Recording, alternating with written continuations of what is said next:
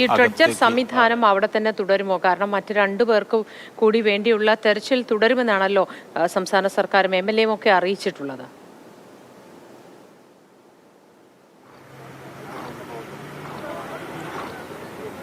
Dredger സംവിധാനം 10 ദിവസം തുടരും എന്നുള്ളതാണ് ആദ്യം അറിയിച്ചിട്ടുള്ളത്. അങ്ങനെയുള്ള കരാറിലാണ് കൊണ്ടുവന്നിരിക്കുന്നത്. ഇന്നിപ്പോൾ 6ാം ദിവസമായി.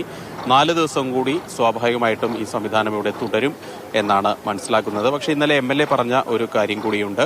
മറ്റ് 2 ആളുകൾക്ക് കൂടിയുള്ള തിരച്ചിൽ ഇവിടെ പുരോഗമിക്കും, അത് നിർത്തിവെക്കുന്നില്ല എന്നുള്ള ഒരു കാര്യം കൂടി ഇന്നലെ MLA പറയുന്നുണ്ട്. അതുകൊണ്ട് തന്നെ ഈ സംവിധാനങ്ങളെല്ലാം ഇവിടെ തുടരും എന്ന് തന്നെ നമുക്ക് പ്രതീക്ഷിക്കാം. ഏതായാലും ഇതിപ്പോൾ കുറച്ചുകൂടി ഡ്രഡ്ജർ കരയോട് അടുപ്പിക്കുന്നതിനുള്ള നടപടിയാണ് ഇപ്പോൾ നടക്കുന്നത്. അതിനുവേണ്ടിയുള്ള ടെക് ബോട്ട് ഉപയോഗിച്ചുകൊണ്ട് കുറച്ചുകൂടി കരയ്ക്ക് അടുത്ത് ആങ്കർ ചെയ്യാനുള്ള ശ്രമമാണ് അവിടെ പുരോഗമിക്കുന്നത്. ആ ആങ്കർ ചെയ്ത് ക്രെയിനിന്റെ സപ്പോർട്ട് ഇതിലേക്ക് വീണ്ടും കൊടുത്താൽ മാത്രമേ നമുക്ക് ഈ ക്രെയിൻ വീണ്ടും മുകളിലേക്ക് ഉയർത്താൻ സാധിക്കുകയുള്ളൂ. ആ നടപടികളാണ് നടക്കുന്നത്. ഇപ്പോൾ അവിടെ ആ കുറച്ച് ദൂരെ മാറി ആങ്കർ ചെയ്യാനുള്ള ശ്രമമാണ് അവിടെ നടക്കുന്നതെന്ന് തോന്നുന്നു. ആ ഭാഗത്ത് ആങ്കർ ചെയ്ത് ക്രെയിൻ ഇവിടേക്ക് കൊണ്ടുവന്ന് പിന്നിൽ നിന്ന് സപ്പോർട്ട് കൊടുക്കാൻ തന്നെയാണ് അവിടെ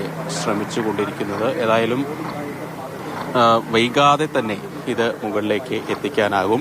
വളരെ പെട്ടെന്നാണ് ഇത് മുകൾ ഭാഗത്തേക്ക് എത്തിച്ചത്. അതായത് ഏറ്റവും താഴെ നിന്ന് ഇതിന്റെ പകുതിയോളം ഭാഗം, ക്യാബിന്റെ ചേസിന്റെ പകുതിയോളം ഭാഗം വെള്ളത്തിൽ മുങ്ങിക്കിടക്കുകയായിരുന്നു. ഇന്നലെ അത് ഏറെ പണിപ്പെട്ടിരുന്നു ഇത് മുകളിലേക്ക് എത്തിക്കാൻ. പക്ഷെ ഇന്ന് ചുരുങ്ങിയ സമയം കൊണ്ടാണ് അത് മുകൾ ഭാഗത്തേക്ക് എത്തിച്ചിരിക്കുന്നത്. അതുകൊണ്ട് തന്നെ ഇത് വലിയ സമയം എടുക്കില്ല എന്നാണ് മനസ്സിലാക്കുന്നത്. പ്രത്യേകിച്ച് ഇരുമ്പ് വടമൊക്കെ ഘടിപ്പിച്ചാണ് ഇത് ഈ ക്രെയിനിൽ ഉപയോഗിക്കുന്ന ഇരുമ്പ് വടമാണ് ഇന്നലെ പ്രതിസന്ധി സൃഷ്ടിച്ചത്.